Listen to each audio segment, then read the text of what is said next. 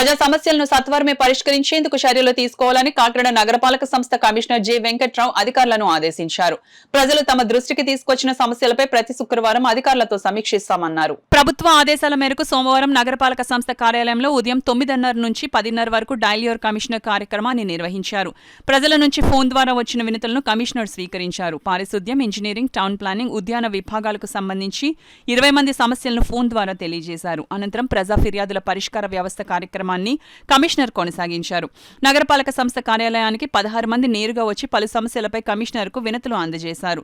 వీధి దీపాలు వెలిగించాలని, కొన్ని చోట్ల స్పీడ్ బ్రేకర్లు ఏర్పాటు చేయాలని, పార్కుల్లో లైట్లు వేయాలని, అసంపూర్తిగా ఉన్న రహదారులను పూర్తి చేయాలని కమిషనర్కు వినతి పత్రాలు అందజేశారు. ఆయా సమస్యలను సత్వరమే పరిష్కరించేందుకు చర్యలు తీసుకోవాలని కమిషనర్ వెంకట్రావు అక్కడే ఉన్న అధికారులను ఆదేశించారు.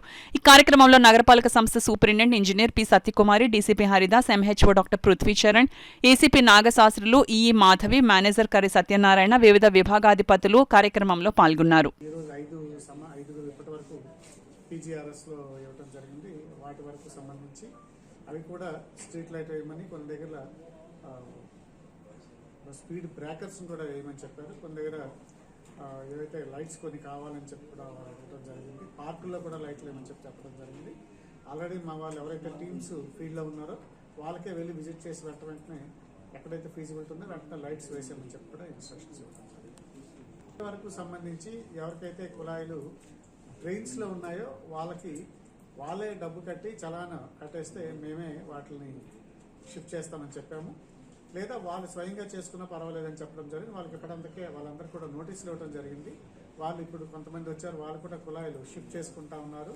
షిఫ్ట్ చేసుకోలేని వాళ్ళు కొంత చలాన్ కూడా అమౌంట్ కట్టేస్తే కేఎంసీలో కడితే మా సిబ్బంది వెళ్ళి వాటిని వెంటనే రీప్లేస్ చేసి మార్పు చేస్తామని చెప్పారు.